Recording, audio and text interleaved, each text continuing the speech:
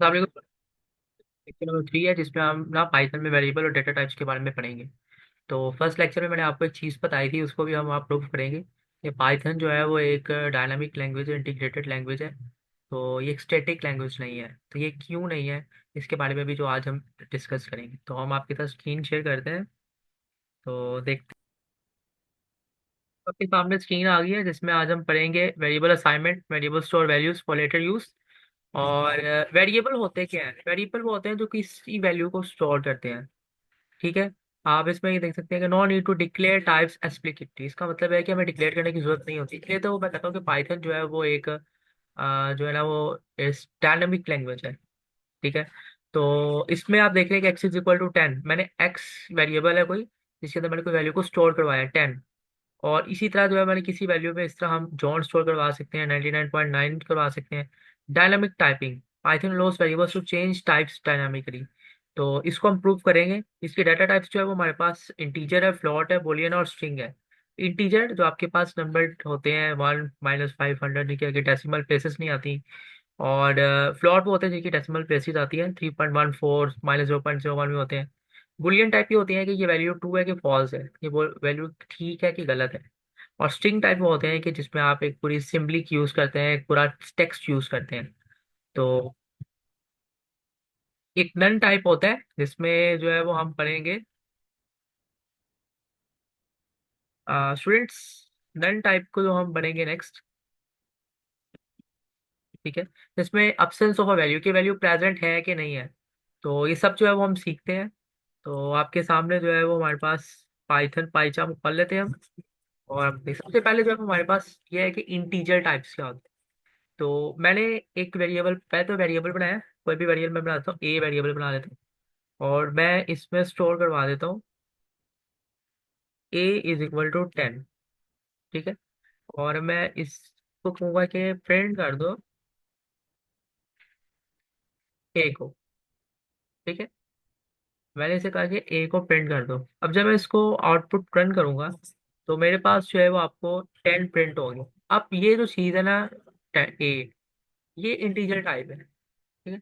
अगर मैं नीचे लिख रहा हूँ बी, और बी इज इक्वल टू 9.9, या हम इसी 10 को ही मॉडिफाई करेंगे 10.2, और मैं इसी को प्रिंट कर लेता हूँ। तो प्रिंट कर दो बी को। तो ये किस तरह प्रिंट करेगा इसको? जब हम इसको रन करेंगे, देखिए इसने 10.2 और 10 को प्रिंट कर दिया। अब हम इसी तरह इसको एक और प्रिंट करते हैं जिसमें मैं लिख देता हूँ कि सी इज इक्वल टू। अब आपने जो एक स्ट्रिंग लेनी है, टेक्स्ट लेना है, तो आपने इसके साथ ये ना कोटेशन मार्क्स रूल लगानी है। ठीक है। मैं लिख रहा हूँ A is equal to Jamshed Ali, और मैं प्रिंट कर देता हूँ सी।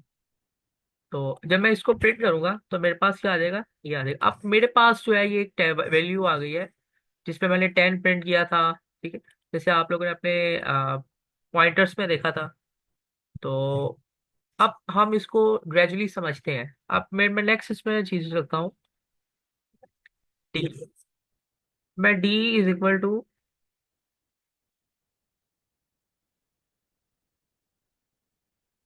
D is equal to none रखता हूँ मैं यहाँ पे। और मैं यहाँ पे प्रिंट करवा देता हूँ डी को। तो जब हम इसको कॉल करेंगे तो ये नन को कर देगा। हालांकि यहाँ पे हमने सिंपली फॉर्म में अगर हम इस तरह करते हैं ना, इसको मैं आप लोगों को एक और एग्जाम्पल बताता हूँ। E is equal to Jamshed Ali. मैं यहाँ पे प्रिंट कर देता हूँ ई। अब आप लोग आउटपुट देखेंगे तो कोई भी आउटपुट रन नहीं होगी। तो ये चीज मैंने बेसिक समझानी थी आप लोगों को कि नन जो है वो एक वेरिएबल टाइप है। ठीक है। जिसको आप लोग जब जैसे नन लिखेंगे क्वेश्चन वास के बिना, तो वो हमेशा प्रिंट डी करेंगे। तो वो हमेशा क्या प्रिंट करेगा, वो आपके पास नन प्रिंट करेगा। वो आपने ये जमशेद अली लिखा है, इसने क्यों नहीं इसको प्रिंट किया? ने इस वैल्यू को क्यों नहीं प्रिंट किया? तो क्योंकि इसके साथ जो है वो ये एक स्ट्रिंग टाइप है, तो इसके साथ हमें स्ट्रिंग लगाना जरूरी है। तो मैं इसे यहाँ से हटाता हूँ, कट, और मैं इसे यहाँ पे प्लेस कर देता हूँ, कंट्रोल V। ओके। तो जैसा भी अब जब मैं इसको रन करूंगा तो ये रन क्यों नहीं होगा, इसको मैं दोबारा लिख रहा हूँ, जमशेद अली। अब मैं इसको रन करूंगा तो ये रन हो जाएगा आराम से। स्टूडेंट्स, यहाँ पे जो है वो हमने मिस्टेक से किया है। इस आई थिंक इसके पीछे जो है वो कुछ लिखा हुआ था। तो अब रन करूंगा तो रन हो जाएगा, तो ये रन हो गया। तो ये चीज समझाना था कि ये प्रोग्राम अब क्या हो गया है, रन हो गया है। अब यहाँ पे बेसिक जो चीज है ना, जो मैं आपको समझाना चाह रहा हूँ, वो चीज यही है कि आप लोगों को ये पता चले कि जब हम ए के अंदर 10 स्टोर करवाएंगे, ये इंटीजर है, ये क्या इंटीजर है। और ये इसके साथ मैं लिख रहा हूँ कि ये आपके पास जो है वो एक पाइथन में जो है वो कमेंट्स के लिए हम क्या यूज करते हैं, हैश। ये आपके पास इंटीजर है, ये जो है ना ये आपके पास फ्लॉट है। फ्लोट जो कि डेसिमल प्लेसेस के अंदर होती है। और ये आपके पास जो है वो स्ट्रिंग टाइप है। तो स्ट्रिंग, ये आपके पास नन टाइप है, इसके कोई भी वैल्यू रिटर्न नहीं करेगा एक्सेप्ट नन। और ये आपके पास जो है ये भी एक स्ट्रिंग है। ओके। तो मैंने आप लोगों को डिफरेंट कॉन्सेप्ट बताया कि स्ट्रिंग के साथ कोटेशन मार्क लगाना जो है वो जरूरी है। अगर आप वो नहीं लगाएंगे तो वो कुछ भी रिटर्न नहीं करेगा। अगर स्टूडेंट अक्सर क्वेश्चन पूछ लेते हैं कि नन के साथ क्यों नहीं लगाया, क्योंकि वेरिएबल टाइप है। तो अब जैसे ही मैं, अब मुझे पता चलाना है कि टाइप क्या है। तो मैं इसको यहाँ से प्रिंट कर लेता हूँ, ओपी। और स्टूडेंट्स, आई थिंक यहाँ पे कुछ प्रॉब्लम तो नहीं आ रही ना।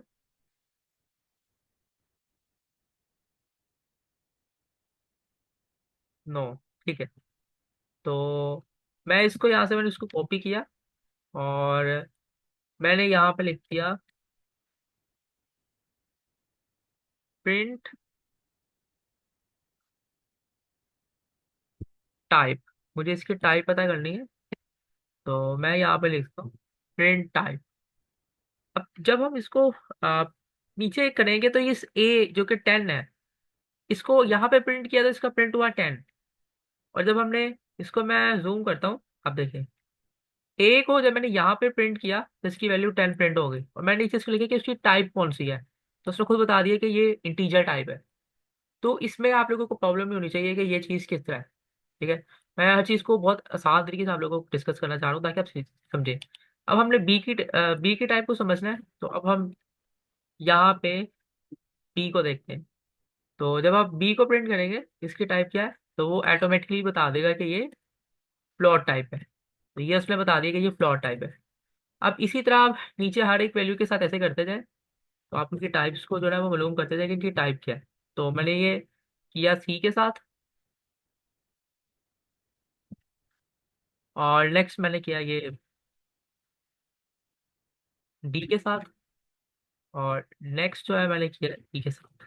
तो आप लोग देख रहे हैं कि हमने हर एक के साथ ये काम किया। तो अब जब हम देखेंगे तो वो बता देगा ये इन टीजर था, ये फ्लॉट था, ये मैं इसको मैक्सिमम कर रहा हूँ, और वो बता रहा है कि जमशेद अली स्ट्रिंग था, ये नन टाइप था, और ये जमशेद अली ये भी क्या है, एक स्ट्रिंग था। तो ये एक आप लोगों को मेजर बातें में समझाना जरूरी था कि हमने यहाँ पे इसकी वेरिएबल और डाटा टाइप्स को किस तरह सेट करते हैं। इसके अलावा और भी इसकी जो है वो डाटा टाइप्स होती हैं, लेकिन जैसे जैसे हम पढ़ेंगे तो वो भी उनको डिस्कस करेंगे। एक और रह गई है बोलियन, जो कि मैंने पहले आपको बताई है कि ट्रू फॉल्स होती है। अब मैं यहाँ पे ये लिख देता हूँ कि F is equal to true, और प्रिंट कर दो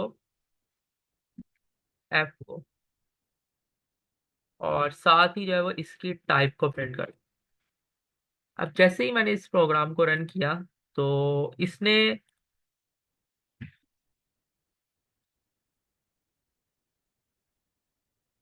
1 सेकेंड, यहाँ पे कुछ प्रॉब्लम। ओके स्टूडेंट्स, ये हमारे पास जो है वो आपके पास जो है वो प्रोग्राम शो हो गया।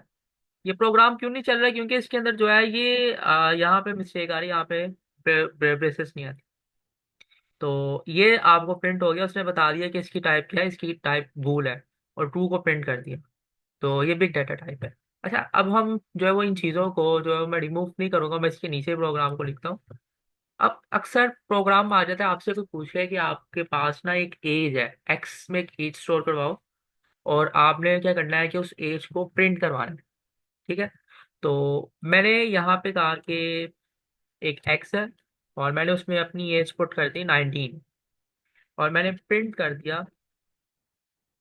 मैंने शो करवाना है कि मैंने ये इन्वर्टेड कॉमास लगाए, क्वेश्चन मार्क लगाई, मैंने लिखा माई एज इज।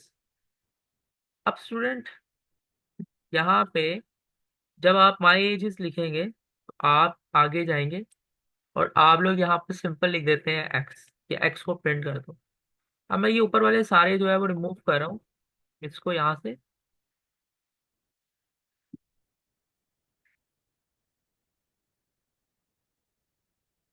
इसको कोटेशन मार्क लगा के रिमूव करते हैं।